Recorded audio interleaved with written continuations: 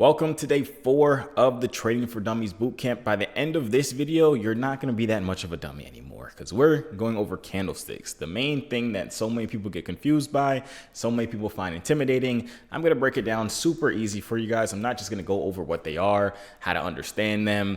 I'm also going to give you guys the patterns to look for that kind of let you know what's going to happen next. This is what we as traders look at to help us determine if we're going to enter into a buy or into a sell. It also tells us when we should enter into buys or sell. So this is extremely valuable information. Like I said, after this day of the boot camp, you're not going to be much of a dummy anymore, at least when it comes to understanding charts and candlesticks and what you're actually looking at.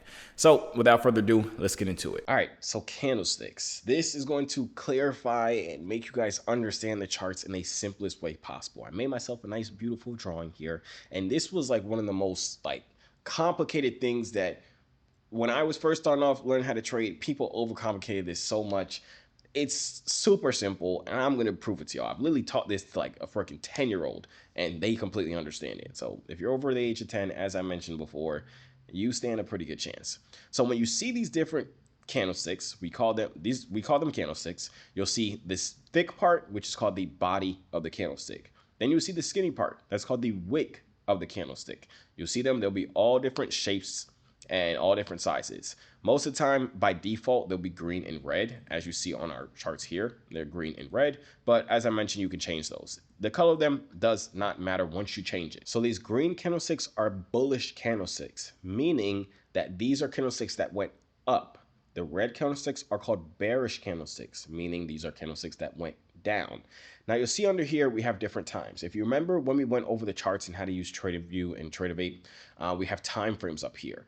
These time frames up here that you see, the 1M, that simply means it's on the 1 minute time frame. 5M or 5 minutes means we're on the 5-minute time frame. We have the 1H as you see here, that's the 1 hour time frame, 4 hour time frame, 1 day time frame. We have all these different time frames. And all those mean is that it's showing us the candlesticks in that interval, meaning since we're on the 1 minute time frame right now, every single candlestick we see here tells us what happened during the period of 1 minute. So every minute, a new candlestick is going to print. In my drawing here, my beautiful, amazing drawing here that I made, you see we're on the 1 minute time frame. This is the 10 o'clock candlestick, meaning this candlestick is going to tell us everything that happened from 10 o'clock to 10:01. Once 10:01 starts, we'll have a new candlestick. And this candlestick, as you see, is the 10:01 candlestick. It's telling us everything that happened from 10:01 to 10:02. Then we'll have a new candlestick at 10:02. So on and so on and so on. If we were on the 1 hour time frame, each of these candlesticks would tell us one thing that would happen during 1 hour. So for example, this could be the 10 o'clock candlestick. This would be the 11 o'clock candlestick. This would be the 12 o'clock candlestick, so on and so on, depending on whatever time frame you are on.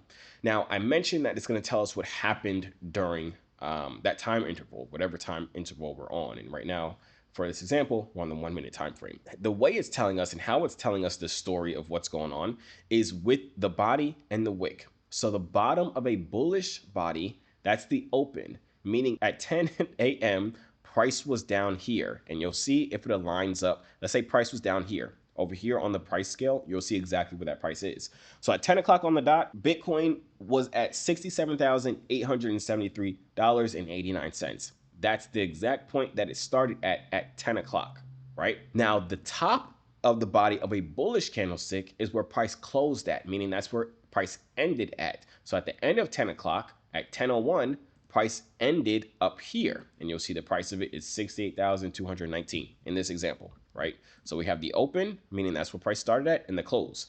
Then you see we have these wicks. These wicks are telling us everything else that has happened throughout that time. So price could have started here and price could have ended here, but all throughout this 1 minute, price could have been all down here. The low of it was all the way down here, meaning throughout this entire candlestick, the lowest price went was all the way down here, and the highest price went was all the way up here. But throughout this entire period, it was all throughout this entire candlestick. But this tells us the open, meaning where it started at, the close, where it ended at, and where price has been all throughout it. Then you'll notice here on our next candlestick, this bearish candlestick. The reason it's a bearish candlestick is because now the top of the body is where price started at. Remember, on a bullish candlestick, the bottom is where price started at. The top of the body of a bearish candlestick is where price started at. And the bottom of it is where price ended at, meaning that price started up here and it ended lower. That's why it's a bearish candlestick. Now the wicks work the exact same, meaning this is the highest of where price was, and this is the lowest of where price was throughout this entire candlestick. So that's telling us that picture, but it's telling us that price is lower than where it started at throughout this 10:01 candlestick. And then you'll see the next candlestick at 10:02. It started down here because every single candlestick is going to start at where the last one ended. So here, we closed up here, meaning we ended right here. So that means this candlestick started up here, and then it ended down here. If it ended down here, the next candlestick had to start there, and the next candlestick started here, and it ended up here. And the wicks is telling us the exact same story. So that's essentially what candlesticks are. It's simply just telling us what has happened throughout whatever time interval we are on. And later on, we go over strategies and things like that.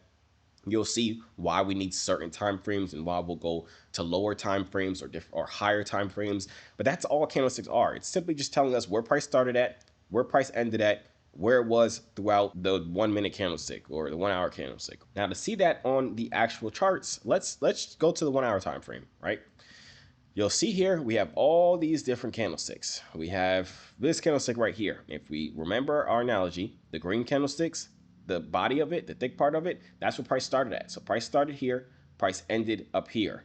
But throughout this entire 1 hour candlestick, price was up here and price was also down here. And then the next hour candlestick started, and it started up here and it ended down here, and the wicks tell us where it's been. And you'll see all these candlesticks are just simply telling us a story. So let's say for this analogy right now where we actually are, price started right here. And if we look at if we put a line here, we can see where price actually started at. $66,646. Then it ended up here at $66,909. And you'll see this active candlestick is happening. You'll see this countdown right here, meaning since we're on the 1 hour time frame, this candlestick will not show a different candlestick until 23 minutes and 35 seconds has passed. And then once 23 seconds and 30 seconds has passed, a new candlestick will print, and we'll see exactly where the body of the candlestick is and where it closed at, the wicks as well, and that'll print our new candlestick. And that will tell us the story of what happened during this 1 hour candlestick. And then obviously same thing, no matter if we're on a 15-minute time frame or 4 hour time frame. One thing to keep in mind though, if we're on a 1 day time frame, on the if it says D, it's just it's the daily time frame, meaning each of these candlesticks is telling us what happened during 1 day.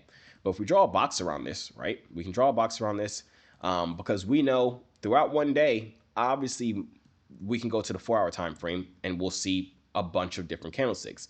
Now, this is telling us the same exact thing that happened on that 1 day time frame, but we just can see it more in detail because we went down to the 4 hour time frame. So instead of us just seeing all what's happened during 1 day, we can see what happened in 4 hour intervals, or we can see what happened in 1 hour intervals. And this is all still inside of that 1 daily time frame, right? Same thing if right now we're on the 1 hour time frame, we can draw the box around this hourly candlestick right here, and we can go to a lower time frame to find more detail about what has happened. Because in 1 hour time frame, we're obviously going to have 4 15-minute candlesticks inside of it. So you'll see from the start of 1 o'clock right here until the end of the candlestick, we draw this box right here, you'll see we have these 4 candlesticks inside of it. 1, 2, 3, 4. This is showing us that these 4 candlesticks is still building out that 1 hourly candlestick that we just went over. We're just seeing, okay, at 1 o'clock on the dot, it was like this. And then at 1:15, it was like this. Then at 1:30, it was like this. Then at 1:45, it was like this. Versus us just seeing the whole picture of what happened during 1 hour. And obviously, we can go a lot lower. We can go to the 1 minute time frame and see all the different candlesticks throughout that entire 1 hour period to see obviously every single thing that has transpired during that 1 hour in a lot more detail. But essentially, this is still just building out that same 1 hour time frame that we just looked at, right? Like I said, we'll get into that a little bit more in detail. If I can find back where my drawing was, right here. We'll get into that in a little bit more detail a little bit later on when we go over the different strategies and stuff. But I just want you guys to understand that although we're on the 1 hour time frame, there's still 60 1-minute candlesticks inside of this if we went down to the 1 minute time frame. Now, if you didn't know, inside of my inner circle, you actually get to see how I implement all of this information inside of the markets every single day. You get to come and trade live with me every day. You have the opportunity to copy every single trade that I take in real time. You have the ability to ask me any questions because I will coach you one-on-one. Now, if that's interesting for you, I'll leave a link for my inner circle in the description of this video to help you get started implementing all of this information. All right, so I mentioned to you guys that candlesticks are basically telling us the story of what happens. Now, we can use this story and we can use the different shapes and sizes of the candlesticks for us to predict what will happen next. Right now, we're about to go over my 3 favorite candlestick patterns that kind of help us have a good estimation of what will happen next. It's basically telling us, okay, will it go up or will it go down next? Now, as all things with trading, nothing is 100%. So if you see this pattern, it's not 100% it's going to do it. It's just very likely that it's going to do it after you see this pattern. For example, the first pattern I like to go over is a bullish engulfing.